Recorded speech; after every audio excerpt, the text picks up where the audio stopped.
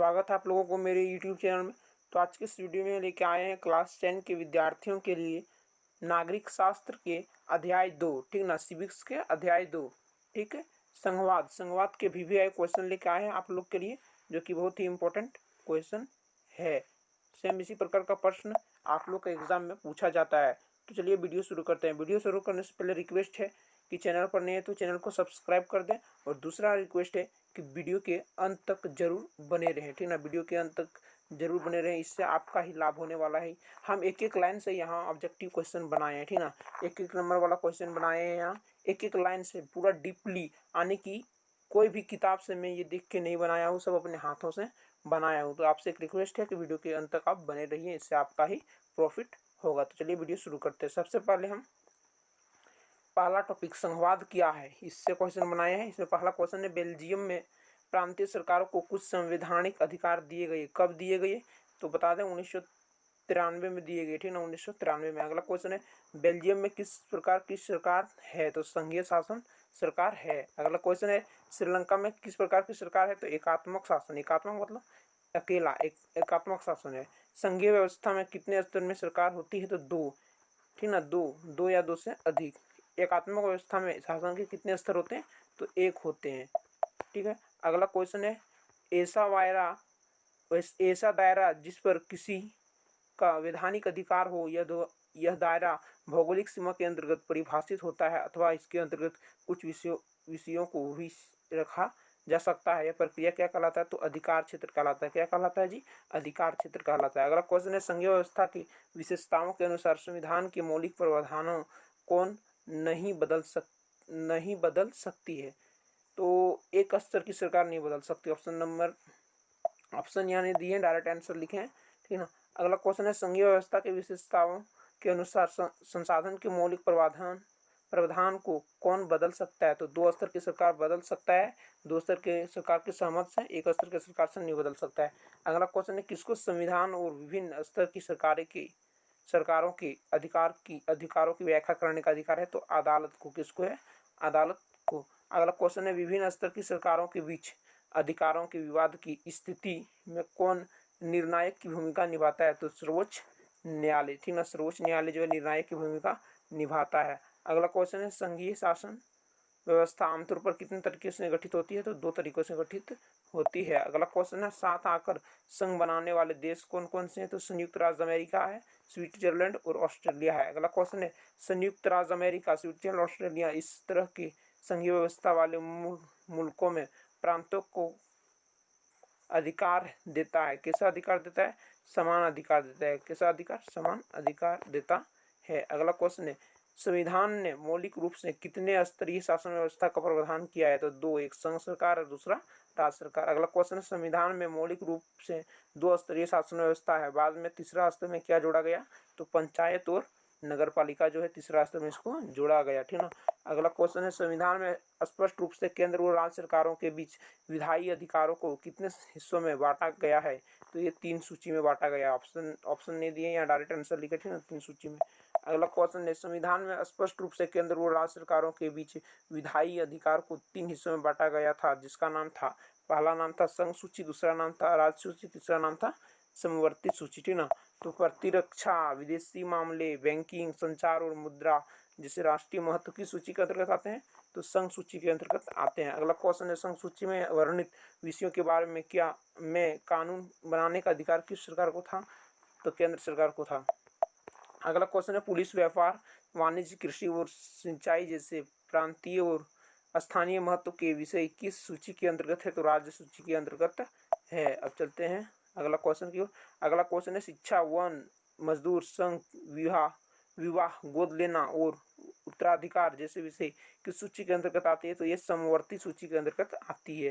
अगला क्वेश्चन है, राज्य सूची में वर्णित विषयों के बारे में सिर्फ किस सरकार द्वारा ही कानून बना सकती है? तो राज्य सरकार द्वारा, राज्य सूची द्वारा ही कानून बना सकती है। अगला क्वेश्चन है, संविधान में स्पष्ट रूप से केंद्र और राज्य सरकारों के बीच विधायी अधिकार को तीन हिस्सों में बांटा गया, तो बताइए तीन हिस्सों में बटे सूची में सूची में कानून है, हाँ, कानून बनाने का अधिकार किसे था? तो राज्य सरकार को था और केंद्र सरकार को कानून बनाने का अधिकार था। अगला क्वेश्चन है, जब राज्य सरकार और केंद्र सरकार दोनों के कानूनों में टकराव हो तो किस सरकार द्वारा बनाया गया कानून का मान्य होगा? तो केंद्र सरकार। अगला क्वेश्चन, हमारे संविधान के अनुसार राज्य समवर्ती और संघ सूची से बचे विषय किसके अधिकार में चले जाते हैं? तो केंद्र सरकार के अधिकार में चले जाते हैं। राज्य और समवर्ती और संघ सूची के जो बच्चे भाग होते हैं वो केंद्र सरकार के अधिकार में जाते हैं। अगला क्वेश्चन है, भारत के किस राज्य का अपना संविधान है? तो जम्मू और कश्मीर, लेकिन फिलहाल अभी वर्तमान में ये नहीं है। जम्मू कश्मीर ये आप केंद्र शासित प्रदेश बन गया। जम्मू कश्मीर में किसकी अनुमति के बिना भारतीय संविधान के कई प्रावधानों को लागू नहीं किया जा सकता है? तो विधानसभा की अनुमति के बिना। अब आते हैं, चंडीगढ़ या लक्षद्वीप अथवा देश की राजधानी दिल्ली किस प्रकार के राज्य या प्रदेश है? तो ये क्वेश्चन जो है 28वें का क्वेश्चन है, तो ये केंद्र शासित प्रदेश है, ठीक ना। अगला क्वेश्चन है, चंडीगढ़ या लक्षद्वीप अथवा देश की राजधानी दिल्ली, इन इलाकों का शासन चलाने का विशेष अधिकार किसको है? तो केंद्र सरकार को है। केंद्र शासित में सरकार कौन चलाएगा जी? केंद्र सरकार चलाएगा। बहुत ही इंपॉर्टेंट क्वेश्चन है। अगला क्वेश्चन है, संवैधानिक प्रावधानों और कानूनों के क्रियान्वयन की देख रेखा में कौन महत्वपूर्ण भूमिका निभाती है? तो न्यायपालिका महत्वपूर्ण भूमिका निभाती है। अगला क्वेश्चन है, शक्तियों के बंटवारे के संबंध में कोई विवाद होने की हालत में फैसला कहाँ होता है? तो उच्च न्यायालय और सर्वोच्च न्यायालय में होता है। कहाँ जी? हाई कोर्ट और सुप्रीम कोर्ट जिसको इंग्लिश में कहते हैं। अगला क्वेश्चन है, कर लगाना और संसाधन जमा करने का अधिकार किसे है? तो केंद्र और राज्य सरकार को अधिकार है ये। अब आते हैं अगला टॉपिक, संघीय व्यवस्था कैसे? तो संघीय व्यवस्था के कारगर कामकाज के लिए क्या जरूरी है? तो संवैधानिक प्रावधान जरूरी है। भारत में संघीय व्यवस्था की सफलता या मुख्य श्रेय किसको देना होगा? तो लोकतांत्रिक राजनीति के चरित्रों को देना होगा। अब आते हैं भाषाई राज में। भाषाई राज टॉपिक का नाम है भाषाई राज। इसमें 35 नंबर का क्वेश्चन है, कब भारत में नए राज्यों को बनाने के लिए कई पुराने राज्यों की सीमाएं बदली? तो 1950 ईस्वी में। भारत के किस राज्य को संस्कृति, भूगोल, जातीयताओं यानी कि एथनिसिटी के आधार पर गठित किया गया है? तो नागालैंड, उत्तराखंड और झारखंड को, ठीक है। अब आते हैं भाषा नीति पर। भाषा नीति में पहला क्वेश्चन है, भारत की किस भाषा को राजभाषा माना गया? तो हिंदी की भाषा को राजभाषा माना गया, लेकिन अभी इसमें विवाद चल रहा है वर्तमान में। अगला क्वेश्चन है, भारत में कितने फीसदी लोगों का मातृभाषा हिंदी है? तो 40% लोगों का मातृभाषा क्या है? हिंदी है। अगला क्वेश्चन है, भारतीय संविधान में हिंदी भाषा के अलावा कितने भाषा को अनुसूचित भाषा का दर्जा दिया गया है? तो 21 भाषाओं को अनुसूचित भाषा का दर्जा दिया गया। अगला क्वेश्चन, राज्यों की अपनी अधिकांश काम किसमें होता है? तो राजभाषा में ही होती है। जैसे तमिलनाडु में इंग्लिश भाषा में होती है, उसी प्रकार हमारे झारखंड में हिंदी में होती है। संविधान के अनुसार सरकारी कामकाज की भाषा के तौर पर अंग्रेजी भाषा का प्रयोग कब बंद हो जाना चाहिए था? तो 1965 में बंद हो जाना चाहिए था, लेकिन ये तो भी चल रहा है। केंद्र सरकार ने हिंदी के साथ साथ किस भाषा का प्रयोग की अनुमति दिया? तो अंग्रेजी भाषा। अब चलते हैं अगले क्वेश्चन की ओर। अगला क्वेश्चन है, एक से ज्यादा यानी कि ये केंद्र राज्य संबंध टॉपिक से बनाए हैं। एक से ज्यादा राजनीतिक पार्टियों द्वारा साथ मिलकर बनाई गई सरकार को क्या कहते हैं? गठबंधन सरकार कहते हैं। बहुत ही इंपॉर्टेंट क्वेश्चन है। अगला क्वेश्चन है, कब के दौर में केंद्र में गठबंधन सरकार की शुरुआत हुई थी? तो 1990 के दौर में ही शुरू हुई थी भारत में। अगला क्वेश्चन है, 2011 की जनगणना में भारत में कितनी भाषाओं का आंकड़ा मिली? तो 1300 से अधिक मातृभाषा का आंकड़ा मिला। अगला क्वेश्चन है, भोजपुरी, मगही, बुंदेलखंडी और छत्तीसगढ़ी, राजस्थानी जैसी भाषा को किस भाषा में जोड़ दिया गया था जनगणना के दौरान? तो इसको हिंदी में जोड़ दिया था, क्योंकि भोजपुरी थोड़ा थोड़ा हिंदी से मिलता है, ठीक ना। अगला क्वेश्चन है, सबसे ज्यादा विविधता वाला देश कौन सा है? तो भारत है। यहाँ विविधता मतलब सभी प्रकार के धर्म, सभी प्रकार की जाति यहाँ पाए जाते हैं। अगला क्वेश्चन है, भोजपुरी, मगही, बुंदेलखंडी और छत्तीसगढ़ी, राजस्थानी जैसी भाषा को हिंदी में जोड़ने यानी समूहबद्धता के बावजूद भी जनसंख्या में कितनी प्रमुख भाषाएं पाई गई? तो 121, जिसमें 22 भाषा क्या थी? 8वीं अनुसूची में शामिल थी, ठीक है, 22 भाषा। अगला क्वेश्चन है, 2011 की जनगणना में कितने फीसदी लोगों की मातृभाषा अंग्रेजी थी? तो 0.02%। अगला क्वेश्चन है, 2011 की जनगणना के अनुसार कितने फीसदी लोगों की कितने फीसदी लोग अंग्रेजी बोलते थे? तो 11% लोग बोलते थे, लेकिन मातृभाषा मात्र 0.02 था, 0.02। अगला क्वेश्चन है, 2013 की जनगणना के अनुसार कितनी फीसदी लोग दूसरी या तीसरी भाषा के तौर पर हिंदी जानते थे, तो 50% से कम।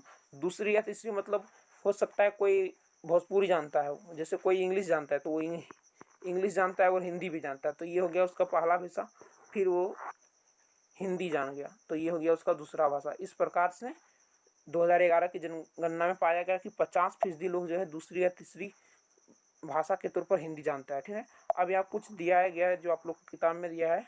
भाषा असमिया बोलने वाले 1.26% है, बांग्ला 8% लोग हैं, बोडो 0.12, डोगरी डोगरी जो है 0.21, गुजराती 4.58% लोग बोलते हैं, हिंदी 43.63 लोग बोलते हैं, कन्नड़ 3.61% लोग बोलते हैं, कश्मीरी 0.56% लोग बोलते हैं, कोंकणी 0.19% लोग बोलते हैं, मैथिली 1.12% लोग बोलते हैं, मलयालम 2.88% लोग बोलते हैं। इसको याद रख लेना है। भारत में विकेंद्रीकरण की ओर आते हैं, तो यहाँ पहला क्वेश्चन है, जब केंद्र और राज्य सरकार से शक्तियां लेकर स्थानीय सरकार को दी गई तो इस प्रक्रिया को क्या कहते हैं, तो सत्ता का विकेंद्रीकरण कहते हैं। क्या कहते हैं, विकेंद्रीकरण।